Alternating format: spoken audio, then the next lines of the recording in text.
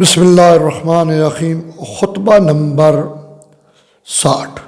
مولا امیر کائنات علی ابن ابی طالب علیہ السلام کو جب آپ کو اچانک قتل کیے جانے پر خوف دلایا گیا تو آپ نے فرمایا، مجھ پر اللہ کی ایک محکم سپر ہے، جب موت کا دن آئے گا تو وہ مجھے موت کے حوالے کر دے گی، مجھ سے الگ ہو جائے گی۔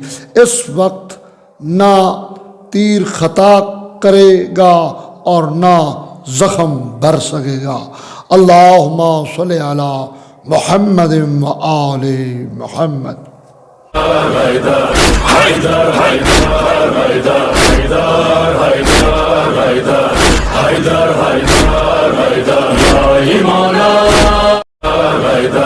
حیدر